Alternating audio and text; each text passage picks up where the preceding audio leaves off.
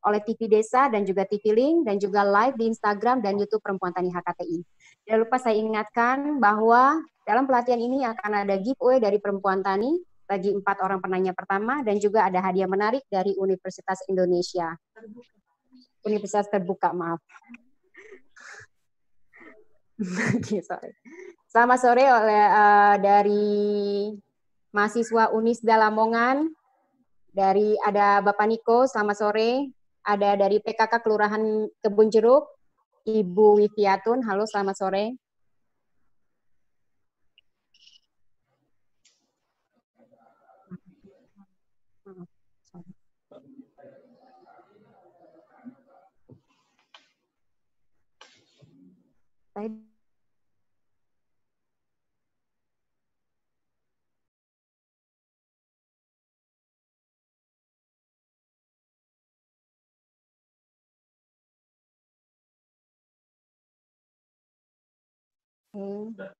Ya, saya sapa lagi ya.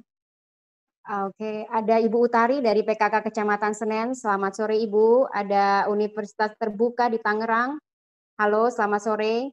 Ada Ibu Sagita Dwiyanti dari Cikarang Timur. Ada Ibu Rina dari Tangerang Selatan. Ada juga dari Perempuan Tani Jawa Timur. Terima kasih sudah bergabung. Kita mulai ya. Apa? Baik, kita mulai. Ya, mulai. Baik, kita mulai acara pada sore hari ini. Ketahanan diartikan sebagai kondisi di mana daya tahan kita kuat. Dengan kata lain, ketahanan rumah tangga dapat diartikan sebagai di mana kondisi di dalam suatu rumah tangga kuat dan tahan dari segala ancaman.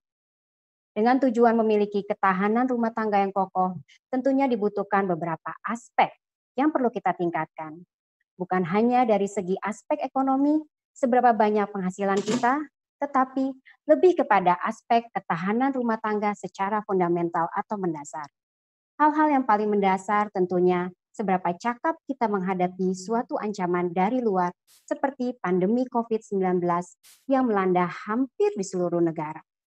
Di masa pandemi COVID-19 ini, masyarakat dituntut selain menjadi jiwa yang adaptif, inovatif, dan kreatif, namun juga harus memahami hukum untuk membentengi keluarga dan bahkan menjadi seorang entrepreneur.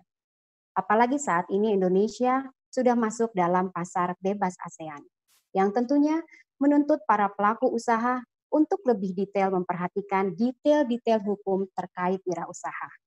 Sebelumnya di pelatihan batch 2 Perempuan Tani HKTI sudah banyak membahas mengenai tips dan trik mengembangkan ide menjadi wirausaha. Kali ini di pelatihan batch 4 Perempuan Tani akan membahas mengenai ketahanan rumah tangga melalui melek hukum. Menjadi wirausaha dituntut harus melek dengan hukum, karena jika nilai-nilai dalam berwirausaha ini diabaikan, maka akan beresiko pada usaha yang akan dijalankan. Contoh simpel adalah bagaimana sih caranya membuat kontrak kerjasama yang baik dan juga bahkan mengurus hak cipta atau merek dagang bagi pelaku usaha. Dengan saya Dian Novita Susanto yang akan memandu acara pada sore hari ini.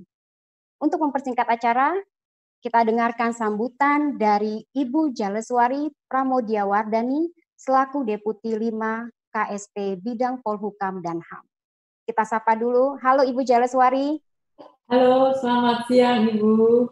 Ya, Ibu Jaleswari, terima kasih sudah hadir di acara pelatihan virtual batch 4 Perempuan Tani HKTI. Untuk waktu dan tempat dipersilahkan.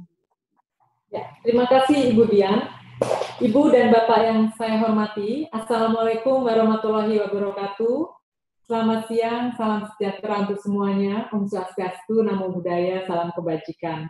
Yang kami hormati Ketua Umum DPN Perempuan Tani HKTI, Ibu Dian Novita Susanto, Sekretaris Jenderal DPN Perempuan Tani HKTI, Ibu Diah Turi Kamirawati, dan para peserta pelatihan virtual yang saya banggakan.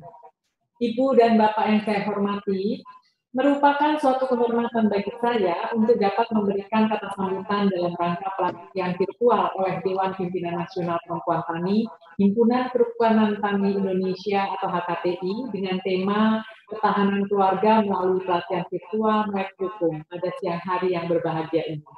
Topik ini menurut pandangan saya sangat relevan untuk didalami dalam forum yang sangat strategis ini, sehingga kita semua dapat memiliki pemahaman yang menyeluruh tentang arti penting dari ketahanan keluarga. Terutama setelah kita memperingati Hari Keluarga Nasional pada 29 Juni 2020 yang lalu. Pertama, izinkan saya menyampaikan beberapa poin singkat terkait konsep ketahanan keluarga. Ibu dan Bapak yang saya hormati, ketahanan keluarga merupakan kemampuan untuk bertahan dan beradaptasi terhadap berbagai kondisi yang berubah secara dinamis dan memiliki sikap positif terhadap berbagai tantangan kehidupan keluarga. Dalam PP 2194 tentang penyelenggaraan pembangunan keluarga sejahtera, ketahanan keluarga didefinisikan sebagai suatu kondisi dinamik keluarga yang memiliki keuletan, ketangguhan, dan kemampuan fisik, material, dan mental untuk hidup secara mandiri dan mengembangkan diri dan keluarganya untuk hidup harmonis dalam meningkatkan kesejahteraan lahir dan kebahagiaan batin. Sejalan dengan Undang-Undang 52 2009 tentang perkembangan kependudukan dan pembangunan keluarga, pembangunan keluarga dengan penekanan pada ketahanan keluarga menjadi salah satu isu penting dalam strategi pembangunan nasional. Upaya peningkatan kesejahteraan dan ketahanan keluarga perlu dipertimbangkan untuk mewujudkan pertumbuhan penduduk yang seimbang dan keluarga yang berkualitas. Namun demikian, Ibu dan Bapak sekalian, satu hal yang sering terlupakan adalah pemahaman bahwa ketahanan keluarga itu bersifat multidimensional. Ibu dan Bapak yang saya hormati, ketahanan keluarga seringkali diartikan secara sempit sebagai ketahanan ekonomi keluarga saja, seperti pendapatan keluarga, jaminan pendidikan anak, dan lain-lain. Hal ini tidak sepenuhnya salah, namun dalam buku pembangunan ketahanan keluarga yang disusun oleh Kemen PPPA, terdapat banyak dimensi lain yang tidak kalah pentingnya, yakni ketahanan legalistik seperti kepemilikan akta pernikahan, akta kelahiran anak, dan lain-lain. Ketahanan fisik seperti kecukupan pangan dan gizi, ketersediaan tempat tinggal, dan lain-lain. Ketahanan sosial psikologi seperti keharmonisan keluarga, kepatuhan terhadap hukum, dan lain-lain, serta ketahanan sosial budaya seperti kepedulian sosial, keeratan sosial, dan lain-lain. Lebih lanjut, saya secara khusus ingin menyoroti aspek ketahanan sosial psikologi dalam keluarga. Data Sistem Informasi Online Perlindungan Perempuan dan Anak, Simponi PPA, pada 29 Februari sampai 10 Juni 2020, mencatat bahwa terdapat sedikitnya 787 kasus kekerasan terhadap perempuan dan 523 kasus kekerasan dalam rumah tangga. Meski kasus ini menurun dibandingkan periode sebelumnya, 1 Januari sampai 28 Februari 2020, yaitu sebanyak 1.237 kasus kekerasan terhadap perempuan dan 769 kasus KDRT, tetapi hal ini bukanlah hal yang mengembirakan. Hal ini menunjukkan kekerasan terhadap perempuan dan KDRT masih merupakan suatu keniscayaan dalam kehidupan masyarakat. Masa pandemi COVID-19 ini mengharuskan sebagian besar masyarakat termasuk perempuan untuk beraktivitas di rumah. Namun kondisi ini bagi sebagian perempuan menimbulkan kekhawatiran yakni terjadinya KDRT, kekerasan dalam rumah tangga, yang mana tidak hanya akan mempengaruhi kualitas ketahanan keluarga itu sendiri, tetapi juga berdampak pada kondisi psikologis anak. Dalam kesempatan ini, saya juga mengajak teman-teman, para perempuan dan para ibu untuk tidak takut speak up, untuk tidak takut bersuara, dan berani melaporkan kepada pihak berwajib apabila mengalami pelecehan, kekerasan, baik secara fisik maupun verbal. Di samping itu, terdapat juga beberapa macam portal online yang dibangun oleh para pegiat perempuan dan HAM yang dapat dimanfaatkan untuk menyampaikan situasi yang Ibu dan Bapak alami. Hal ini kemudian membawa kita pada pertanyaan kunci, siapakah tumpuan utama dari ketahanan keluarga? Terhadap hal ini kita semua tentunya sepakat bahwa ketahanan keluarga adalah perempuan yang didukung dengan kesadaran para anggota keluarga yang lain untuk melaksanakan peran masing-masing dengan penuh tanggung jawab. Ibu dan Bapak yang saya hormati, pandemi COVID-19 merupakan musibah luar biasa yang telah berdampak bagi semua aspek kehidupan. Namun demikian, pandemi ini sekaligus dapat menjadi momentum untuk membangun kebiasaan-kebiasaan baru dalam keluarga. Survei BKKBN Juni 2020 tentang pembagian peran pada masa pandemi COVID-19 terhadap 20.680 keluarga menunjukkan bahwa perempuan masih memegang peranan dominan dalam berbagai macam aktivitas dan nilai-nilai yang dijalankan dalam sebuah keluarga. Mengutip seorang psikolog, Virahadi Wijoyo, sebuah krisis seperti COVID-19 bisa membuat sebuah keluarga lebih kuat jika keluarga itu memandang bahwa krisis tersebut harus dihadapi secara bersama, mempercayai potensi dan kekuatan yang dimiliki keluarga itu, serta memiliki kepercayaan yang lebih besar. Selain itu, keluarga itu memiliki fleksibilitas dan mampu beradaptasi di hadapan tantangan baru. Keluarga terbuka secara emosional, saling berempati, mampu memecahkan masalah bersama, mampu menegakkan dan mencapai tujuan bersama. Saya rasa di tengah pandemi ini peran perempuan dan peran ibu yang memiliki kepekaan, pengenalan lebih dalam kepada keluarganya dan kehadirannya setiap saat dituntut untuk menjalankan peran yang sangat signifikan ini dalam merealisasikan 3 aspek tersebut dalam membentuk keluarga tangguh. Menyikapi betapa pentingnya peran perempuan dalam keluarga, lantas bagaimana dengan komitmen pemerintah terhadap perempuan? Ibu dan Bapak yang saya hormati, dalam pidato sambutan puncak peringatan Hari Keluarga Nasional ke-22 di Banten pada 2015, Presiden Joko Widodo mengatakan bahwa keluarga memiliki peranan yang sangat penting dalam membangun bangsa yang kuat dan maju. Tentu perempuan tidak bisa sendiri. Ia membutuhkan anggota-anggota keluarganya untuk saling kompak, untuk saling bersama-sama dalam mencapai tujuan yang dikehendaki dalam keluarga tersebut. Merespons hal ini, pemerintah pusat dan daerah menempatkan unit keluarga sebagai sasaran utama dalam berbagai macam program kesejahteraan, diantaranya program pengentasan kemiskinan, peningkatan kualitas kesehatan, program kesejahteraan, dan lain sebagainya. Dalam pelaksanaannya, program-program tersebut melibatkan peran aktif perempuan sebagai penggerak di masyarakat dan sebagai penjuru di dalam masing-masing keluarga. Di samping itu, dalam konteks pemberdayaan perempuan secara umum, Presiden Joko Widodo juga memiliki pemahaman bahwa menguatkan kesetaraan gender dan pemberdayaan perempuan merupakan kunci keberhasilan negara dalam mewujudkan pembangunan nasional dan membumikan tujuan pembangunan berkelanjutan atau SDGs. Oleh karena itu, Ibu dan Bapak yang saya hormati, menjadi penting bagi kita untuk terus mendorong perempuan Indonesia semakin memiliki peran penting, baik dalam ranah keluarga maupun publik. Sebagai ibu bangsa, perempuan mendidik anak-anak sebagai penerus masa depan bangsa, memperbaiki mentalitas bangsa, menjaga moral keluarga, serta menggerakkan ekonomi keluarga dan masyarakat bersama-sama dengan mitranya laki-laki dan pendampingnya suami dan lain-lain. Jadi kita harus melihat bahwa kerja-kerja itu merupakan kerja-kerja bersama, bukan hanya perempuan saja, tetapi melibatkan seluruh anggota keluarga lainnya.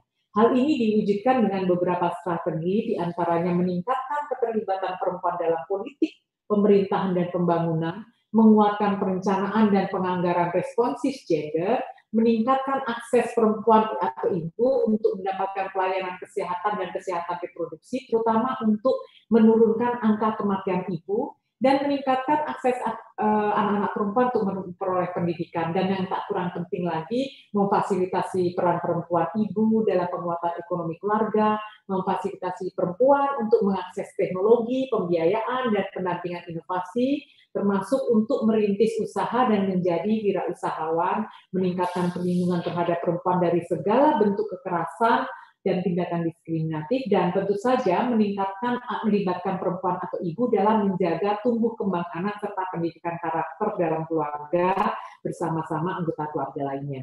Lebih lanjut, upaya nyata Presiden dalam perlindungan perempuan adalah dengan meningkatkan peran Kementerian PPPA agar tidak hanya sebatas koordinasi dan sinkronisasi saja, namun juga memiliki kewenangan untuk implementasi sebagaimana disampaikan pada rapat terbatas Kabinet Kamis 9 Januari 2020.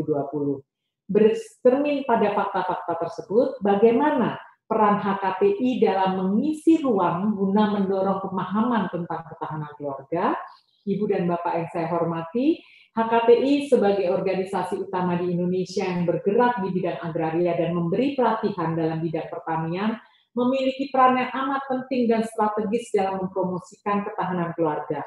Program-program yang diselenggarakan HKTI, salah satunya melalui pelatihan virtual ini, dapat meningkatkan ketahanan serta kemandirian pangan di unit terdasar yaitu keluarga, membangun potensi adanya sumber masukan lain di dalam keluarga, dan yang paling penting, berpotensi mencegah potensinya timbul konflik sosial dan isu sosial seperti stunting akibat kekurangan pangan dan gizi, dan ini semua secara langsung dan tidak langsung berperan dalam mewujudkan ketahanan keluarga.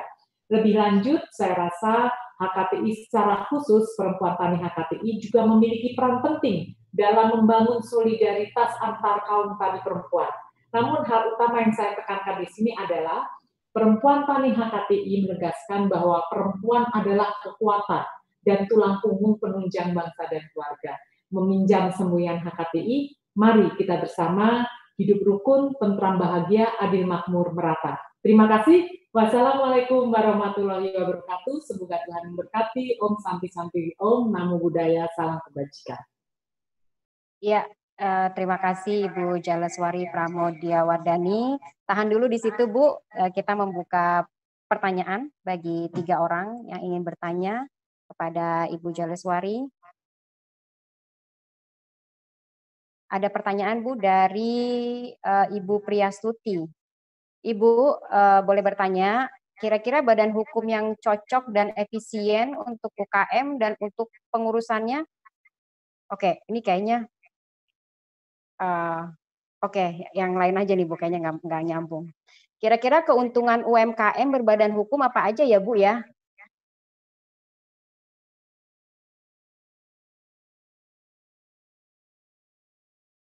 Kok mati? Halo? Bu Jaleswarinya masih on nggak? Oke. Ya, terima kasih Ibu dan Bapak sekalian. Saya rasa terkait dengan UMKM atau pemberdayaan ekonomi masyarakat keluarga perempuan tani HKTI itu ada baiknya kita memang berkoordinasi dengan Kementerian Koperasi UMKM Ibu, karena di sana pemberdayaan terutama terkait dengan di masa pandemi COVID-19 ini memang bantuan maupun pendirian badan dan lain-lain itu bisa disalurkan lewat Kemenkop UMKM itu.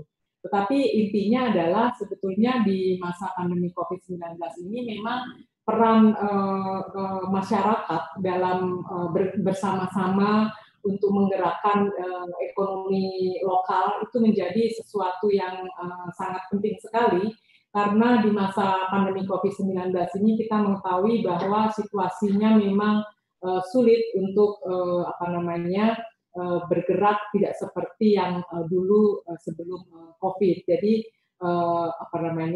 solidaritas sosial, gerakan sosial di tingkat masyarakat yang menjadi modal sosial utama kita memang penting bagaimana upaya-upaya menggerakkan ekonomi di tingkat basis ini menjadi penting, dan dalam konteks itu kerjasama dengan pemerintah memang dimungkinkan, dan hal itu memang misalkan di Kemenko Perekonomian maupun di tingkat kementerian atau instansi penjurunya itu kita bisa langsung berhubungan dengan kementerian lembaga terkait. Itu Ibu Dian. Oke, ada pertanyaan dari Ibu Dr. Tuti Hairani Harahap, Esos MSI. Ibu, bagaimana jaringan di level pemerintah bisa membantu pengaduan perempuan yang mengalami kekerasan di ranah publik jika tidak didukung oleh komitmen untuk membantu masyarakat lemah seperti perempuan?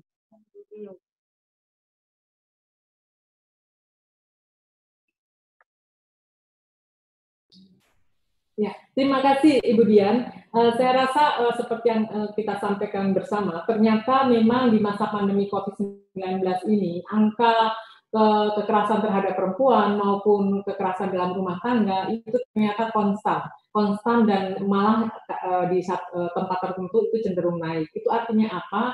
kita penting untuk memberikan kanal-kanal bantuan terhadap perempuan-perempuan yang mengalami kekerasan ini. Salah satunya adalah selain pelaporan secara langsung kepada pihak keamanan atau kepolisian, itu juga kami mengakomodir dalam laporan yang judulnya lapor. Itu di sana kita bisa menyampaikan pengaduan-pengaduan yang terkait dengan tindak kekerasan itu. Selain itu juga di Kementerian KPPPA itu juga memiliki saluran-saluran online yang bisa dimanfaatkan seperti itu. Jadi sebetulnya pelaporan-pelaporan yang terkait dengan pengaduan kekerasan dalam rumah tangga itu sebenarnya beberapa ada, Ibu. Salah satunya di lapor, judulnya itu lapor itu. Lapor.id. Oke, baik Ibu. Terakhir, ada pertanyaan dari Ibu Nurmalawati SE. Ibu, izin bertanya, sebagai ibu rumah tangga, bagaimana sih caranya kita melibatkan diri dalam ketahanan hukum sendiri? Oke, baik, terima kasih Ibu.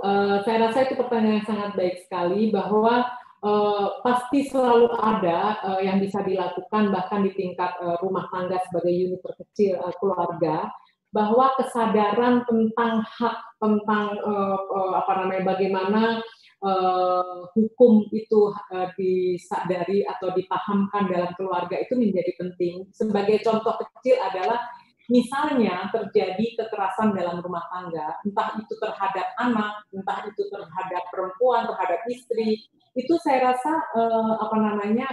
harus dipahamkan dalam keluarga tersebut bahwa ada mekanisme hukum untuk melindungi diri, yaitu hal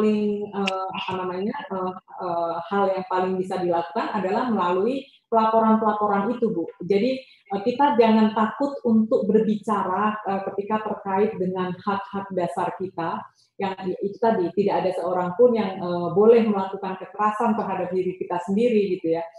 Sering kita melihat bahwa seakan-akan kalau dalam rumah tangga itu kasus pemukulan, kekerasan itu seakan-akan itu diperbolehkan karena ini adalah keluarga. Padahal kekerasan tetap kekerasan dan itu sebuah kejahatan, dan pemahaman-pemahaman itu bisa dilakukan melalui bagaimana sosialisasi itu melalui orang tua, anak, maupun ibu ke anak, maupun melalui media-media yang sebetulnya menyediakan pemahaman-pemahaman itu secara luas. Ya, baik. Terima kasih Ibu Jaleswari Pramodyawardhani. Terima kasih atas waktunya Ibu. Selamat sore. Terima kasih, selamat sore. Ya, baik, kita akan masuk pada sesi kedua, yaitu pelatihan bagaimana cara membuat kerjasama yang baik oleh Ibu Priska JM Gultom SH. Kita sapa dulu Ibu Priska. Halo Ibu Priska. Halo, selamat sore dengan Ibu Dian. Ya, sore Bu Priska. Apa kabar? Baik. Ya, terima kasih sudah hadir di acara pelatihan virtual Perempuan Tani batch 4 ini, Bu Priska. Untuk mempersingkat waktu dan tempat dipersilahkan. Baik, saya dari bidang pemberdayaan perempuan di PC Pradi Jakarta Timur. Saya akan memberikan singkat saja mengenai bagaimana cara membuat kontrak atau perjanjian yang baik. Perjanjian itu adalah kesepakatan oleh kedua orang untuk hal tertentu yang mempunyai akibat hukum dan sebagai konsekuensinya. Subjek-subjek perjanjian itu apa saja sih? Perjanjian itu bisa dibuat oleh orang per orang, bisa juga dengan antara badan hukum atau orang dengan badan hukum. Hal-hal yang perlu diperhatikan sebelum kita membuat perjanjian, Ibu-ibu, adalah lawan kita untuk membuat perjanjian, kita harus cari dulu latar belakang dia. Rekan bisnis kita itu punya latar belakang seperti apa. Yang kedua adalah, kalau kita nggak mengetahui latar belakang dia dalam bisnis, janganlah kita membuat perjanjian dan kesepakatan apapun dengan dia.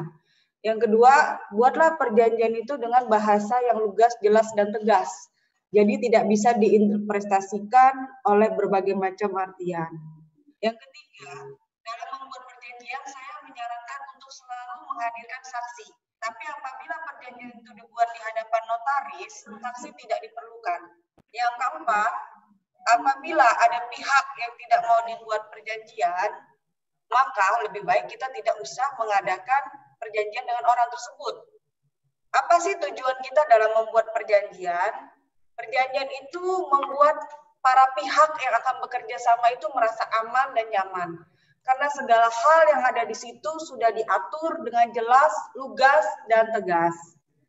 Yang ketiga, apabila terjadi permasalahan, kita akan mengurangi risiko-risiko kerugian bagi diri kita sendiri. Dan yang terakhir, apabila terjadi permasalahan yang harus menempuh jalur hukum, kita harus juga menentukan upaya hukumnya itu mau lewat pengadilan kah, atau lewat Badan Arbitrase Nasional Indonesia kah, itu harus ditentukan di awal. Oke, apakah perjanjian itu harus menggunakan materai? Iya, karena Undang-Undang Materai mengatakan itu wajib. Kalau nggak bermaterai itu, apakah perjanjian itu sah? Secara hukum perjanjian itu sah. Akan tetapi dokumen tersebut tidak dapat dipergunakan sebagai pembuktian di dalam persidangan. Kekuatan pembuktiannya itu berbeda. Yang kedua adalah, kalau kita dipaksa dalam membuat perjanjian, apakah harus kita tanda tangani? Saya tidak menyarankan membuat perjanjian jika Bapak Ibu dalam keadaan terpaksa. Dan perjanjian itu harus dibuat dalam keadaan sadar. Berdasarkan pasal 1320 KUH Perdata, syarat-syarat sah untuk membuat suatu perjanjian adalah sepakat bagi mereka yang mengikatkan dirinya, cakap untuk membuat suatu perikatan, artinya bukan anak-anak, bukan di bawah pengampuan.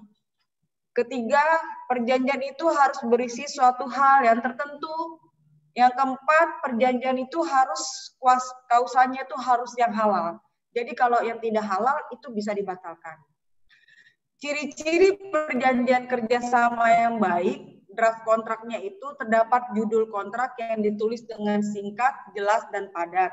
Yang kedua, identitas dari setiap pihak yang bersangkutan dalam surat perjanjian harus dicantumkan dengan jelas. Yang ketiga, latar belakang dari kesepakatan juga harus dituliskan. Yang keempat, ada mekanisme penyelesaian permasalahan. Apa sih akibat hukum apabila tidak menaati perjanjian? Menurut pasal 133 338 KUH Perdata, semua perjanjian itu berlaku secara sah sebagai undang-undang bagi mereka yang membuatnya. Suatu perjanjian tidak dapat ditarik kembali selain dengan sepakat kedua belah pihak atau karena alasan-alasan yang cukup oleh undang-undang dinyatakan cukup untuk itu. Suatu perjanjian harus dilaksanakan dengan itikat baik. Demikian pemaparan yang singkat ini dari saya, Ibu Dian.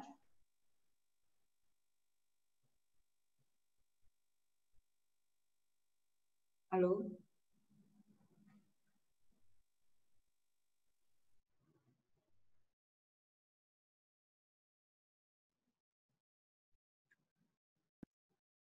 Ya, halo. Ibu Priska. Halo, Bu. Ya. Wah, menarik sekali, Bu. Sekarang saya baru mengerti bagaimana cara membuat kerjasama dengan baik, ya, Bu. Tadi contohnya dengan menggunakan materai atau tidak, itu kaitannya di mata hukum itu seperti apa. Nah, untuk itu sekarang kita buka bagi 3 penanya pertama.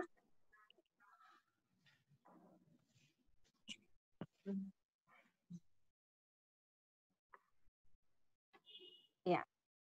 Oke, ada Ibu Sulusia. Halo Ibu Priska, saya mau tanya, bagaimana sih caranya meningkatkan jaringan partner ketika ingin melakukan perjanjian yang banyak, yang mana masih dari nol, belum tahu tentang perjanjian gitu. Oke, saya jawab ya Bu ya. Sebelum Ibu mengadakan perjanjian, tentunya Ibu kan akan ada pertemuan nih dengan pihak-pihak yang Ibu ingin mengadakan perjanjian. Ngobrol-ngobrol, apa sih yang mau kita buat itu di dalam perjanjian itu? Kita mau menjanjikan mengenai hal apa? Pihak-pihaknya itu ada berapa orang? Apakah hanya 2 pihak saja? Atau 3 pihak? Atau 4 pihak?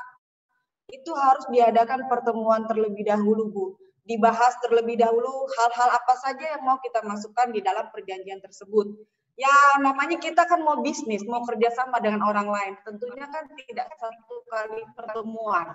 Dalam pertemuan pertama, itulah kita harus menggali apa yang diinginkan oleh lawan kerjasama bisnis kita dalam perjanjian tersebut. Itu dari saya. Oke, berarti harus menggali dulu ya Bu ya, lawan bisnis kita itu siapa gitu ya Bu ya? Iya Bu, betul. Oke, baik. Selanjutnya ada pertanyaan dari Bapak Rizky Julianto, STP. Bu Priska, perjanjian sebelumnya tanpa materai, apakah bisa di kemudian hari dipakaikan materai gitu Bu? Berarti akan ada penandatanganan perjanjian ulang Pak. Sebelumnya sudah ada tanda tangan perjanjian tanpa materai. Lalu untuk perjanjian yang sama mau ditandatangani lagi dengan materai. Jika para pihak menyetujui, itu boleh dilakukan. Para pihak yang sebelumnya sudah tanda tangan perjanjian.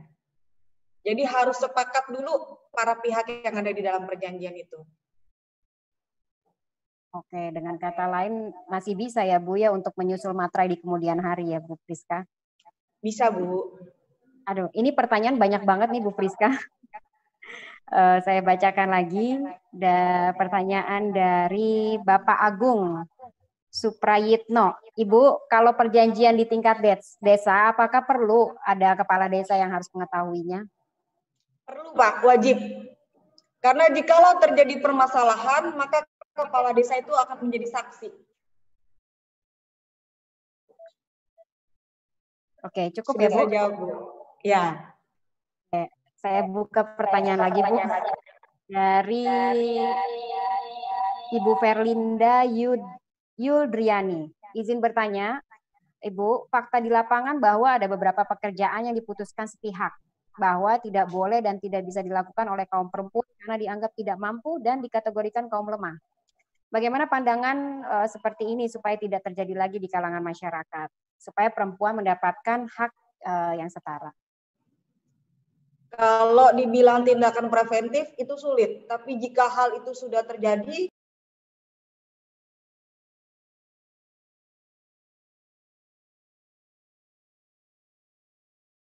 upaya hukum apa? Apakah pengadilan atau lewat bani? Tapi sebelumnya itu kan ada upaya yang namanya mediasi, Bu.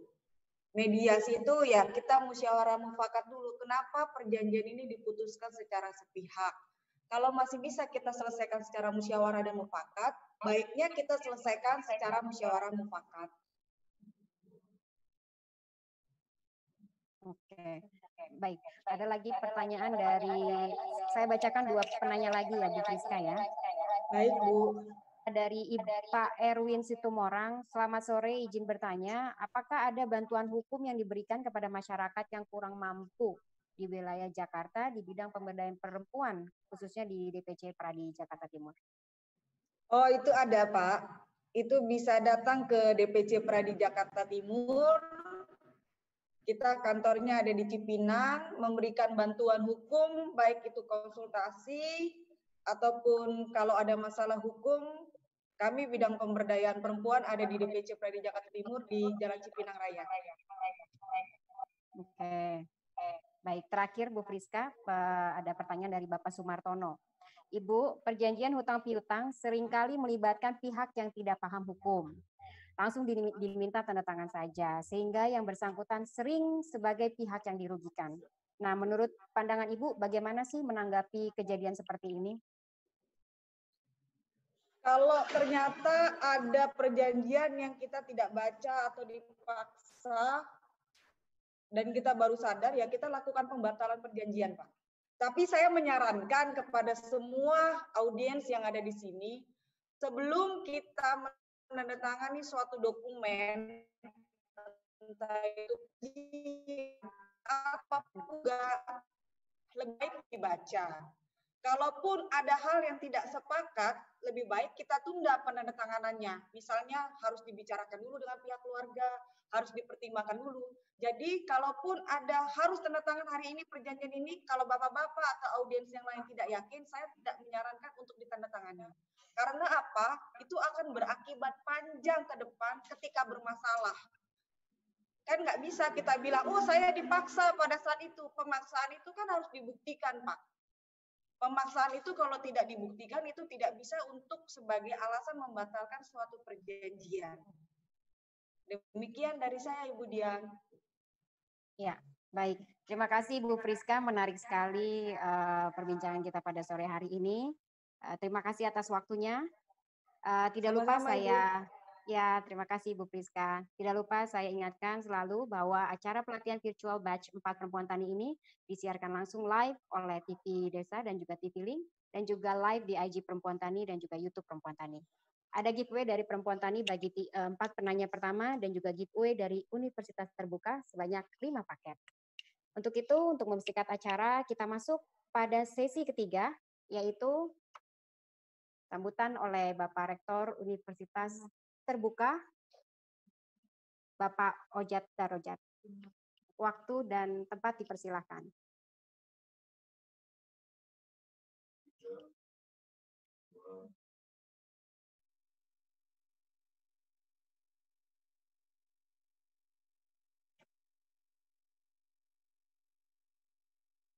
Baik, bismillahirrahmanirrahim. Assalamualaikum warahmatullahi wabarakatuh. Selamat siang dan salam sejahtera untuk kita semua.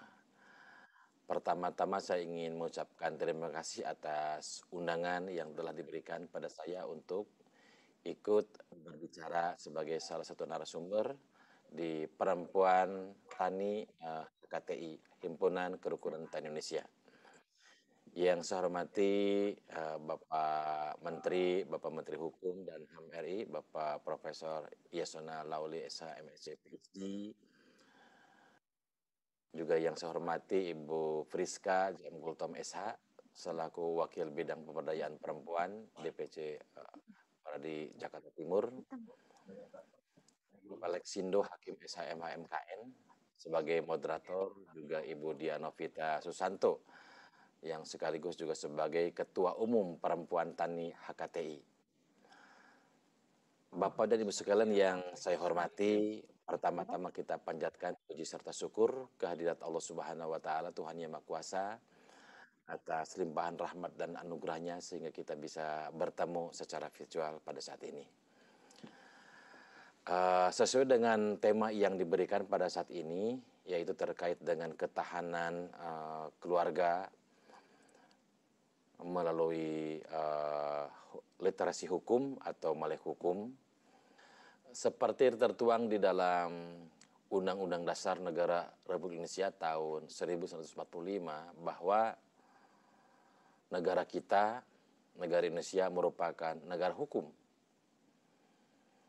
Oleh karena itu, ini mengandung pengertian bahwa segala kehidupan kita, segala aspek kehidupan kita dalam konteks bermasyarakat dan berbangsa harus selalu mengikuti kaidah-kaidah atau norma-norma hukum. Ini penting dipahami oleh kita supaya kita paham betul status kita dan bagaimana kita harus bersikap dan berperilaku di tengah-tengah masyarakat. Selanjutnya, untuk mewujudkan Indonesia sebagai negara hukum, maka dipastikan harus ada instrumen, yaitu dalam bentuk perangkat hukum sebagai acuan yang akan digunakan oleh kita atau sebagai rujukan bersama untuk mengatur dan menegakkan keadilan di segala bidang kehidupan melalui peraturan perundang-undangan atau peraturan lainnya yang bersifat mengikat kita sebagai anggota masyarakat, sebagai bagian dari sebuah bangsa. Jadi dalam konteks inilah kita sebagai bangsa, sebagai bagian dari anggota masyarakat, penting untuk memiliki pemahaman yang baik tentang hukum, atau yang sering kita sebut dengan melek hukum atau literasi hukum. Mengapa ini sangat penting? Tentu sangat banyak jawabannya. Tapi yang pasti, kalau misalnya kita melanggar ketentuan hukum, maka kita akan diberikan sanksi. Apakah itu berupa sanksi administratif, ataupun berupa sanksi pidana. Nah, dan ini yang sering terjadi di tengah-tengah kita, di masyarakat, banyak gitu kan pelanggaran-pelanggaran hukum, sehingga pasti berlaku sanksi yang akan dikenakan baik dalam bentuk sanksi administrasi maupun sanksi pidana. Namun demikian faktanya bahwa masih banyak di antara kita yang belum memiliki kesadaran ini. Hukum belum banyak difahami secara merata oleh anggota masyarakat, oleh anggota keluarga termasuk kita semua. Keluarga sebagai bagian dari komponen masyarakat diharapkan dapat dibangun menjadi keluarga yang kokoh, memiliki ketahanan yang kuat, yang didukung oleh literasi hukum yang baik. Ada sepasang, ada suami, istri, anak-anak, diharapkan mereka terbentuk sebagai sebuah keluarga yang ideal, yang bagus, yang kokoh. Nah, untuk membentuk keluarga yang kokoh, salah satunya kita harus memiliki pemahaman yang baik tentang hukum. Ketahanan keluarga merupakan kebutuhan yang paling utama. Jadi menurut saya ketahanan sebuah keluarga atau rumah tangga ini merupakan kebutuhan yang paling utama dalam menghadapi setiap urusan, termasuk yang terkait dengan urusan-urusan masalah hukum. Nah, dengan demikian, memiliki sebuah keluarga yang kuat, kita akan mampu menghadapi apapun yang kita hadapi dalam kehidupan sehari-hari. Seringan dan seberat apapun hari-hari yang kita jalani, sebaik dan seburuk apapun orang memperlakukan kita, sekecil dan sebesar apapun masalah yang kita hadapi, tapi ketika kita mendapatkan senyuman dari pasangan kita, suami kita, istri kita, dari anak-anak kita, kita akan mendapatkan keseimbangan dalam hidup. Dan itu saya kira sangat penting bagi kita sebagai sebuah keluarga. Nah, Bapak Ibu semua, teman-teman yang saya hormati, terkait dengan masalah literasi hukum ini, kita mengenal adanya gerakan literasi dasar nasional. Jadi dalam tatanan konteks kehidupan berbangsa ada gerakan literasi nasional. Ini literasi dasar atau hal-hal yang harus kita pahami dengan baik supaya kita melek, tahu. Nah, di dalam gerakan literasi nasional itu paling tidak ada 6 hal yang harus kita pahami dengan baik. Yaitu yang pertama terkait dengan literasi baca dan tulis. Saya kira setiap orang di Indonesia harus memiliki kompetensi atau kemampuan untuk membaca dan menulis. Bahkan kita juga sejak dulu sudah menyelenggarakan gerakan pemberantasan buta aksara. Pemberantasan buta aksara merupakan upaya program pemerintah dan bangsa yang sangat baik dalam rangka meningkatkan literasi membaca dan menulis tersebut. Nah, ini merupakan kompetensi dasar yang harus dimiliki oleh sebuah bangsa di tengah-tengah peradaban yang terus berkembang, modern, di mana kompetensi membaca dan menulis menjadi kebutuhan pokok bila kita bandingkan dengan budaya masyarakat ratusan tahun yang lalu, yang lebih mengembangkan tradisi lisan, yang tidak terlalu menuntut literasi membaca dan menulis. Nah, tapi pada saat ini literasi membaca dan menulis merupakan sarana bagi kita, bagi sebuah keluarga, karena dengan memiliki kemampuan menulis dan membaca, maka literasi di bidang lainnya akan semakin terbuka. Kita tidak mungkin memiliki literasi yang lebih baik untuk bidang-bidang yang lain seperti dalam sains, keuangan, teknologi, termasuk juga terkait dengan masalah literasi hukum kalau kita tidak punya kemampuan membaca dan menulis. Oleh karena ini yang merupakan hak dasar bagi seluruh warga negara, anggota masyarakat, anggota keluarga, agar mereka memiliki kompetensi atau kemampuan menulis atau literasi membaca dan menulis. Yang berikutnya adalah literasi numerasi, menghitung terkait dengan angka. Dalam kehidupan sehari-hari di masyarakat, tentu kita juga tidak terlepas dari kemampuan ini. Setiap orang harus memiliki kemampuan untuk berhitung, tahu dan mengerti tentang angka-angka. Ini sangat penting karena ini akan sangat menunjang kita sebagai anggota masyarakat yang hidup di tengah-tengah masyarakat, di mana setiap hari kita bertransaksi ketika kita belanja ke warung, membeli sesuatu atau menjual sesuatu. Itu tentu sangat terkait dengan kemampuan kita dalam literasi angka ini. Yang berikutnya adalah literasi sains. Literasi sains juga sangat penting bagi kita agar kita tidak tergilas oleh peradaban. Hanya orang-orang yang memiliki ilmu gitu kan, mereka yang akan survive. Oleh karena itu sangat penting bagi kita sebagai sebuah keluarga memiliki kemampuan, kompetensi yang terkait dengan ilmu. Tidak semua harus bidang ilmu, tapi mungkin hal-hal dasar, ilmu pengetahuan yang dasar yang harus dimiliki bagaimana kita bisa menempatkan diri dengan baik di tengah-tengah masyarakat. Yang berikutnya yang terkait dengan literasi finansial, ini juga sangat penting karena sebagai makhluk ekonomi, kita sehari-hari dihadapkan pada kebutuhan, dihadapkan pada berbagai alat pemuas kebutuhan, dan kita memang di sana harus berhitung bagaimana dengan kemampuan yang kita miliki, kita membelajahi setiap kehidupan atau kebutuhan yang kita hadapi. Nah, ini kan sangat penting. Ibu-ibu ketika misalkan punya pendapatan, kita dalam sebulan sekian suami, gaji suami, bagaimana kita bisa memperhitungkan antara penghasilan yang kita peroleh dengan budgeting, belanja, supaya tidak besar pasak daripada tiang. Yang berikutnya terkait dengan masalah literasi digital. Kita sebagai makhluk hidup yang hidup di era saat ini, di era digital 4.0, masa disrupsi inovasi, sangat penting literasi digital. Ini terkait dengan bagaimana kita bisa memanfaatkan berbagai informasi pengetahuan yang ada di internet, misalnya di alam maya. Ini sangat penting dan dibutuhkan oleh sebuah keluarga karena pada saat ini berbagai informasi tersedia banyak di alam maya, tetapi kita bagaimana bisa memanfaatkan berbagai sumber ilmu pengetahuan itu untuk kepentingan kita dan anak-anak kita. Yang berikutnya terkait dengan literasi budaya, ini juga sangat penting kita sebagai sebuah bangsa ke literasi kewarganegaraan karena kita bagian dari sebuah anggota masyarakat, kita sebagai bagian warga negara dari sebuah bangsa.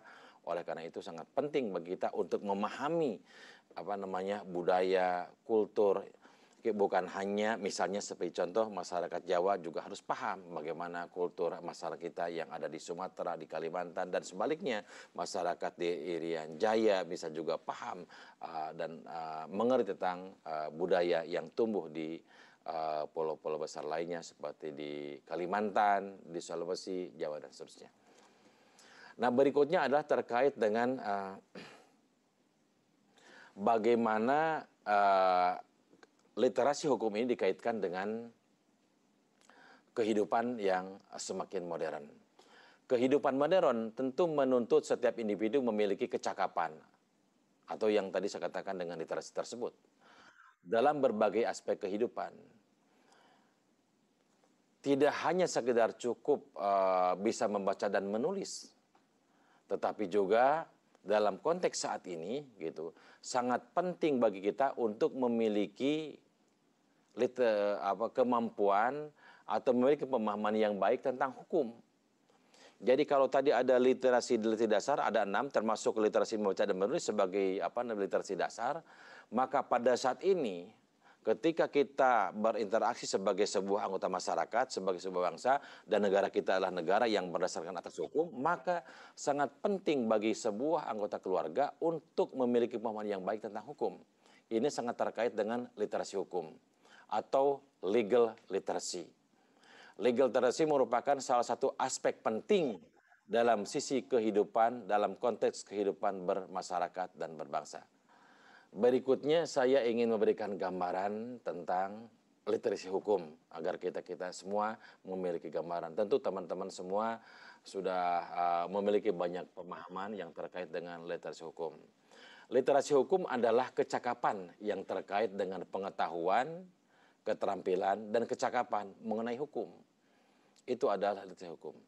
Nah, berikutnya, dalam konteks ketahanan ekonomi keluarga, juga literasi hukum itu akan sangat membantu menjembatani gap antara hukum dan kegiatan bisnis yang kita rintis. Jadi ketika kita memiliki pemahaman yang baik tentang literasi hukum dan bagaimana ini dikaitkan dengan ketahanan ekonomi sebuah keluarga, maka saya bisa mengatakan dalam konteks ketahanan ekonomi keluarga, melek hukum akan sangat membantu kita untuk menjembatani gap antara hukum dan kegiatan bisnis yang kita rintis. Misalnya, ketika kita ingin membangun sebuah UMKM, usaha mikro kecil menengah, tentu kita harus memiliki pemahaman yang baik tentang ketentuan dan perundang-undangan yang terkait dengan bisnis tersebut. Sehingga kita memiliki akses yang baik dan ikut berperan serta secara aktif di dalamnya. Nah, dengan memiliki pemahaman yang baik tersebut, akan terhindar dari praktek bisnis yang tidak baik, yang ilegal, yang berpotensi menghambat kelancaran bisnis yang kita jalani. Di samping itu, memiliki pemahaman yang baik ini justru berpotensi untuk mendukung pengembangan UMKM kita, usaha mikro kecil menengah kita. Kita juga akan mampu melihat kesempatan bisnis yang kita jalani, serta membangun kemitraan atau jaringan agar kegiatan bisnis kita semakin kuat dan tumbuh. Berikutnya, literasi hukum bagi sebuah keluarga menjadi bagian yang krusial untuk memastikan bahwa setiap anggota keluarga dan masyarakat secara keseluruhan dapat berkontribusi secara optimal terhadap pembangunan suatu bangsa. Saya sangat sepakat dengan orang-orang yang mengatakan bahwa pembangunan atau kemajuan yang dicapai oleh suatu bangsa juga akan seiring sejalan dengan pemahaman warga masyarakatnya terhadap hukum. Kenapa saya katakan demikian? Karena dengan tidak memiliki literasi hukum yang baik, maka akan berpotensi seseorang itu teraliniasi, bahkan terancam kehormatan dan keselamatannya. Karena mereka tidak paham. Jadi ketika misalnya pada suatu saat kita dihadapkan kepada masalah, musibah yang terkait hukum dan kita tidak paham tentang hukum, maka akan sangat mudah kita dihadapkan pada persoalan-persoalan yang terkait dengan masalah kehormatan dan keselamatan. Berikutnya, juga sangat penting dipahami oleh setiap anggota keluarga bahwa dalam konteks Indonesia sebagai negara hukum, setiap anggota masyarakat diasumsikan memiliki pemahaman yang baik terhadap hukum. Selanjutnya, Bapak Ibu sekalian, sangat penting oleh kita dipahami dalam konteks Indonesia sebagai sebuah negara hukum dan kita sebagai anggota keluarga, bahwa dalam konteks Indonesia sebagai negara hukum, setiap anggota masyarakat diasumsikan memiliki pemahaman yang baik terhadap hukum dan perundang-undangan. Jadi ketidaktahuan terhadap ketentuan aturan hukum tidak dapat dipandang sebagai sebuah pembelaan. Nah, dengan demikian, kita dituntut agar memiliki literasi hukum yang baik, bukan hanya yang menyangkut legal right, atau yang terkait dengan hak-hak hukum kita, tetapi juga terkait dengan legal obligation, atau kewajiban-kewajiban hukum.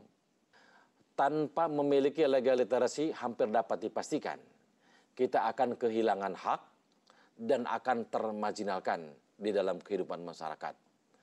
Dan saya sependapat mendukung pernyataan yang disampaikan oleh Bapak Menteri Hukum dan HAM, Bapak Profesor Yasona Lauli, yang menyampaikan bahwa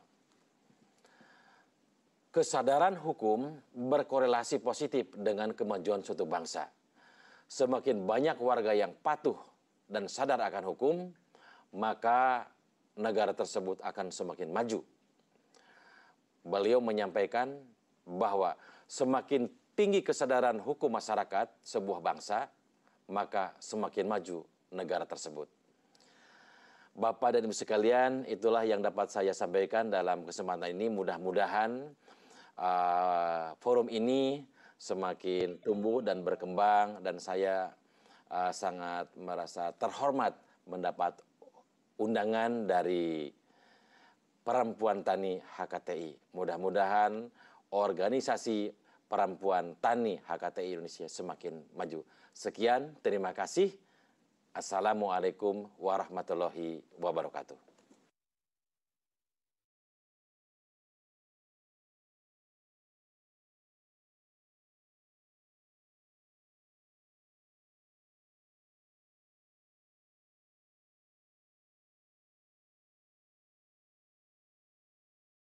Ya, Waalaikumsalam warahmatullahi wabarakatuh. Terima kasih Bapak Profesor Dr. Oja Darojat selaku Rektor Universitas Indonesia. Mohon maaf kepada para peserta karena Bapak Rektor harus pergi meninggalkan kita karena ada keperluan yang mendadak. Untuk selanjutnya kita masuk pada sesi terakhir yaitu bagaimana sih cara mengurus hak cipta dan juga merek dagang bagi pelaku usaha. Untuk itu kita sapa dengan Bapak Lexindo Hakim, SH, MH, MKM. Halo Bapak Leksi. Halo, cek. Halo, dengar Ya, ya halo suaranya? Pak Leksi. Ya, selamat sore. Terima kasih sudah bergabung di acara pelatihan virtual batch 4 Perempuan Tani HKTI, Pak Leksi. Ya, Ya, untuk mempersingkat waktu, kita berikan waktu dan tempat. Ya, terima kasih. Baik, bismillahirrahmanirrahim. Assalamualaikum warahmatullahi wabarakatuh. Salam sejahtera buat kita sekalian. Yang saya hormati Ketua Umum Perempuan Tani, Ibu Dian, beserta para narasumber, hadirin seluruh anggota Perempuan Tani HKTI dan seluruh peserta webinar yang online pada kesempatan yang berbahagia ini. Puji dan syukur kita hadirat kepada Allah Subhanahu wa Ta'ala karena berkat rahmat dan karunia-Nya Allah kita semua dapat berkumpul walaupun secara virtual dan secara online tapi bisa saling berbagi ilmu. Perkenalkan diri, saya Lexindo Hakim, biasa dipanggil Lexi. Jabatan atau pekerjaan saya advokat, pengacara dan konsultan hak kekayaan intelektual terdaftar sejak tahun 2010. Dan sehari-hari saya berkantor di kantor saya sendiri, Hakim and Hakim Law Firm. Jadi sekali lagi saya ucapkan terima kasih atas kesempatannya untuk mengajak saya diskusi pada siang hari yang berbahagia ini. Jadi terkait paparan-paparan yang telah disampaikan oleh Bapak Ibu narasumber sebelum saya memang sudah sangat lengkap dan sangat jelas. Jadi posisi saya saat ini hanya lebih menambahkan dan nantinya mungkin bisa berdiskusi ataupun lebih ke sharing dan tanya jawab seperti itu. Tapi mungkin spesifikasi yang akan saya jelaskan sedikit yaitu terkait bagaimana perlindungan hak kekayaan intelektual khususnya dalam hak merek maupun hak cipta termasuk dengan paten. Jadi di Indonesia itu sendiri dan di dunia pada umumnya terkait produk barang ataupun produk jasa memang ada namanya perlindungan hak kekayaan intelektual. Apa itu hak kekayaan intelektual? Hak kekayaan intelektual itu sendiri di kita ada namanya hak merek, kemudian ada hak cipta, kemudian ada hak paten, kemudian ada desain industri, kemudian ada desain tata letak sirkuit terpadu, ada rahasia dagang, dan indikasi geografis. Kesemuanya itu adalah masing-masing berdiri sendiri dan diatur oleh undang-undangnya masing-masing. Jadi saya juga tidak akan lebih detail membahas satu persatu, tapi saya bicara lebih ke sisi praktisi dan bagaimana supaya masyarakat awam khususnya di masa pandemi ini yang selama 3 bulan kemarin memiliki banyak kreativitas dan kegiatan karena di rumah saja, misalnya lebih ke jualan online, lebih ke membuat produk makanan frozen misalnya. Nah, mungkin setelah pandemi ingin lebih ditingkatkan bisnisnya, lebih ingin ditingkatkan pasarnya, tentunya harus dilakukan perlindungan terhadap apa yang telah diciptakannya tersebut. Misalnya dari segi penamaan produk, tentunya itu wajib dan sebaiknya didaftarkan hak mereknya. Kemudian misalnya dari sisi produk yang memiliki bentuk ataupun desain 3 dimensi misalnya, itu juga bisa kita daftarkan hak desain industrinya. Termasuk apabila kita memiliki logo yang hasil kreativitas kita sendiri dan memang memiliki nilai pembeda daripada milik orang lain, tentunya itu juga bisa didaftarkan melalui hak cipta. Jadi hal-hal tersebut, hak kekayaan intelektual tersebut terlihat sederhana, tapi dalam prakteknya ketika produk kita, produk barang maupun produk jasa kita sudah memiliki nilai ekonomis dan rame penggunanya, tentunya perlindungan hak merek ataupun copyright dan hak kekayaan intelektual lainnya tentu sangat penting dan akan menjadi mahal. Mahal kenapa? Ketika kita sudah capek-capek misalnya membentuk merek atau membuat branding tersendiri, ternyata ditiru dengan mudah oleh orang lain. Tentunya itu selain ada kerugian secara material dan imaterial, tentunya secara nilai ekonomis pun akan merusak pasaran daripada produk kita itu sendiri. Jadi mungkin saya tidak akan berpanjang lebar lagi terkait definisi ataupun penjelasan tentang hak kekayaan intelektual. Jadi mungkin kita akan lebih banyak, saya akan menerima pertanyaan atau saling berdiskusi dalam forum ini sekiranya ada teman-teman yang ingin konsultasi ataupun ada masukan dan lain sebagainya, saya rasa bisa berdiskusi di forum virtual ini. Mungkin sementara itu dari saya, nanti bisa dilanjutkan dari sesi tanya jawab. Assalamualaikum warahmatullahi wabarakatuh.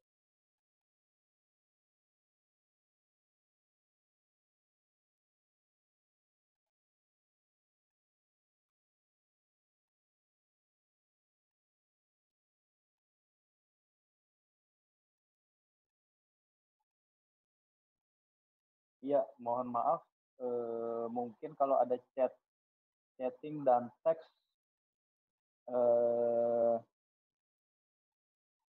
mungkin agak sulit untuk saya jawab satu persatu ya, atau gimana, moderator? Saya melihat ada beberapa pertanyaan dari chatting, kira-kira bagaimana yang saya bisa jawab seperti itu.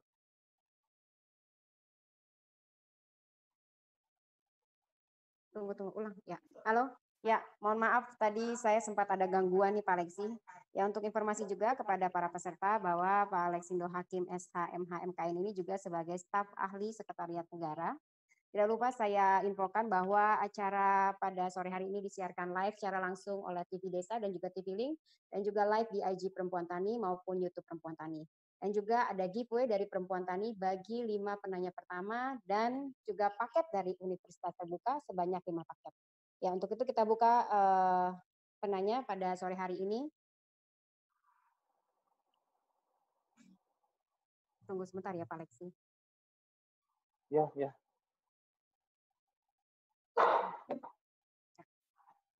Gimana ya?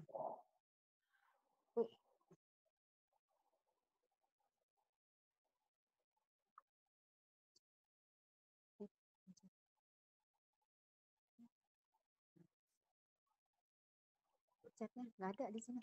Udah saya buka dari chat aja lah. Oke. Ya.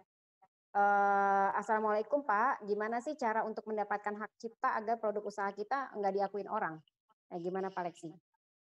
Pertanyaan dari Bapak, nggak ada namanya ya. Oke, itu aja. Muhammad Rafli. Bagaimana mendapatkan hak cipta?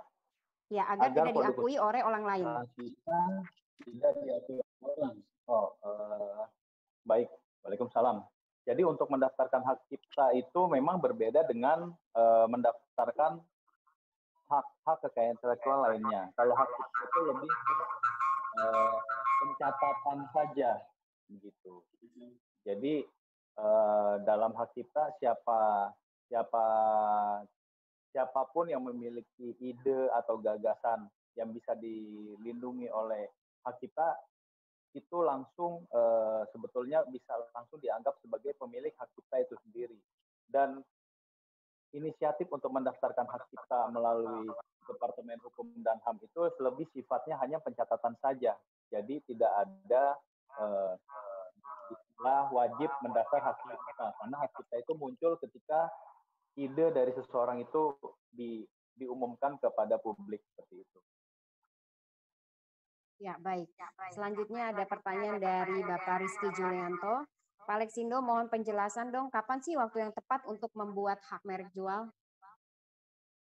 Waktu yang tepat sebetulnya ya, idealnya ya ketika kita memiliki ide untuk membuat produk atau memasarkan sebuah produk, barang ataupun jasa, ya seharusnya kita sudah langsung mendaftarkan hak merek atas penamaan tersebut, berbarengan dengan saat kita mendirikan izin usaha, perusahaan, dan badan hukum lainnya. Jadi itu untuk meminimalisir kemungkinan terburuk daripada di kemudian hari apabila ada orang lain yang mengkomplain, mendompleng atau mengklaim atas milik kita itu. Jadi lebih cepat, lebih baik seperti itu. Oke, baik. Selanjutnya ada pertanyaan dari Ibu Nurul Komaria. Pak, kalau ternyata nih nggak sengaja, pas kita mendaftarkan merek nih, ternyata mereknya sama orang lain. Nah, itu apa sih yang kita harus lakukan? Oke, kalau memang seperti itu, jadi ada namanya profesi kami, profesi konsultan hak kekayaan intelektual yang dilantik oleh Menteri Hukum dan HAM. Jadi memang konsultan bertugas untuk memberikan advice, memberikan masukan kepada teman-teman yang ingin baru mulai mendaftarkan produknya atau penamaan dan barangnya. Jadi selain sebelum kita mendaftarkan merek nama kita tersebut, tentunya kita akan melakukan pemeriksaan, penelusuran di sistem yang online daripada Kementerian Hukum dan HAM, apakah nama ini sudah ada atau belum, atau apakah nama ini ada kemiripan dengan milik orang lain atau belum. Nah, ketika sudah ada yang sama ataupun ada yang mirip dengan orang lain, tentunya kami sebagai konsultan akan memberikan saran sebaiknya tidak didaftar dan sebaiknya mencari penamaan lainnya. Oke. Baik. Selanjutnya ada pertanyaan dari Dr. Tuti Hairani Harahap, SOS MSI. Tanya nih Pak Lexi, gimana sih melapor pemalsuan nama pembimbing karya ilmiah? Apakah itu termasuk ranah HKI? Ya, sebetulnya setiap ada pelanggaran hak cipta, hak kekayaan intelektual itu ya memang sudah masuk ke ranah HKI seperti itu. Tapi kalau memang ada dugaan pelanggaran karya ilmiah dan apabila memang kita bisa menghubungi langsung atau berhubungan langsung dengan si peniru itu, ya sebaiknya jalur musyawarah mufakat tentunya bisa kita tempuh terlebih dahulu sebelum kita menempuh upaya hukum lainnya. Oke, baik Pak Lexi. Selanjutnya ada pertanyaan dari Ibu Hendrastuti Retno Harsari dari Depok. Pak Lexindo, kalau ada yang meniru merek kita yang sangat mirip seperti Oreo, ada yang meniru menjadi Rodeo. Dengan bentuk yang mirip dan juga seperti Carfil menjadi Carwheel. Apakah bisa kita tuntut ke pengadilan? Kenapa merek tiru-tiruan itu masih marak diperdagangkan? Ya, balik lagi kalau sudah sifatnya kasuistis tersebut memang banyak pertimbangan yang bisa dilakukan. Kalau kita ambil contoh yang pertama tadi, memang merek pertama itu mungkin ya bisa disebut sebagai sebuah merek terkenal gitu. Kemudian ada orang lagi mendaftarkan dengan pelafalan yang mirip walaupun dengan tulisan yang berbeda. Jadi mungkin saja ketika melakukan pendaftaran bisa saja dikabulkan oleh Direktorat HAKI. Tapi kembali lagi prakteknya hal-hal itu memang masih lazim karena mungkin kurangnya edukasi atau mungkin kurangnya kreativitas daripada teman-teman ataupun kebiasaan dari beberapa teman yang apa istilahnya, ada istilah ATM ya, mungkin kalau sering dengar istilah ATM itu amati, tiru, dan modifikasi. Jadi kita agak sulit juga ketika ada orang melakukan ATM dan kebetulan mirip dengan sebuah merek terkenal, ya memang balik lagi ke masing-masing individu. Yang pasti hal-hal tersebut sudah dilindungi oleh undang-undang yang berlaku di negara kita. Begitu. Ya, baik. Selanjutnya ada pertanyaan dari Ibu Shirley Putriani. Bapak, setelah berhasil mendapatkan hak paten untuk usaha kita, biasanya berapa lama sih jangka waktu kepemilikan hak paten itu? Hal ini untuk mengantisipasi jika telah mendekati masa akhir berlakunya hak paten kita. Ya, jadi gini, saya sedikit mengulang ya. Memang ada perbedaan antara hak paten, hak cipta, hak merek, desain industri, dan lain sebagainya. Jadi memang teman-teman kita lebih sering menyebut perlindungan hak merek itu sebagai perlindungan hak paten. Perlindungan hak cipta disebut lagi mau daftarkan paten. Perlindungan logo pun juga lebih sering disebut paten. Padahal paten, merek, hak cipta, dan desain industri itu adalah sebuah domain perlindungan yang sangat berbeda. Contohnya kalau merek tentunya artinya penamaan. Penamaan misalnya Oreo tadi ya, itu penamaannya Oreo dilindungi oleh hak merek. Kemudian terkait hak cipta, banyak hal terkait dengan hak cipta, termasuk dengan karya ilmiah, tapi bisa juga termasuk logo. Nah, logo itu bisa termasuk sebagai hak cipta dan bisa juga dalam satu bagian dengan hak merek. Nah, kemudian paten sendiri, paten itu sebetulnya penemuan baru atau sebuah inovasi. Jadi memang pengertian yang sangat sederhana ini masih belum belum dipahami secara menyeluruh oleh teman-teman di luar sana yang memang masih dengan familiar menyebut paten, dan paten lagi seperti itu. Dan untuk masa berlakunya memang masing-masing perlindungan berbeda. Contohnya hak cipta itu berlaku 50 tahun. Kemudian hak merek itu berlaku 10 tahun dan bisa terus diperpanjang. Kemudian hak desain industri itu sendiri berlaku hanya 10 tahun. Jadi masing-masing perlindungan itu memiliki jangka waktu yang berbeda-beda. Ya, selanjutnya terakhir Pak Alexi, ada penanya dari Bapak Arianto. Izin bertanya Pak, untuk mendapatkan hak paten bagaimana sih dan apa saja yang harus dipersiapkan? Sorry, ini berarti hak paten ya? Kalau hak paten itu lebih ke penemuan teknologi atau penemuan sebuah inovasi. Artinya memang banyak banget hal-hal yang harus dipersiapkan. Lain kalau misalkan yang dimaksud adalah hak merek, itu cukup disiapkan penamaan mereknya, logonya, kemudian identitas si pendaftar. Tapi kalau paten itu sendiri memang harus dijelaskan sebuah deskripsi fungsi yang terdiri dari beberapa halaman itu terkait apa yang mau dipatenkan seperti itu. Jadi memang paten, merek, cipta, hak desain industri, indikasi geografis, semua itu memiliki syarat-syarat yang berbeda satu dan lainnya. Tapi kalau hanya penamaan merek dan logo itu sangat mudah, hanya siapkan logonya saja dan identitas si pendaftar seperti itu. Ya, baik. Terima kasih Pak Alexi, pertanyaan tadi terakhir dan juga sekaligus mengakhiri pelatihan virtual oleh Bapak Alexi Indo Hakim. Terima kasih pada teman-teman yang masih stay. Tidak lupa saya ingatkan terus, acara pelatihan virtual ini disiarkan live secara langsung oleh TV Link dan TV Desa, dan juga live di IG dan juga YouTube Perempuan Tani HKTI. Dan juga Perempuan Tani memberikan giveaway bagi 4 penanya pertama, dan juga ada 5 hadiah dari Universitas Indonesia. Ya, mohon maaf, dari Universitas Terbuka.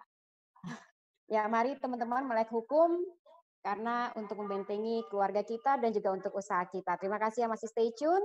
Sampai jumpa di pelatihan virtual Perempuan Tani batch 5, tentunya dengan tema yang berbeda dan juga narasumber yang berbeda. Dengan saya Dian Novita Susanto. Bye.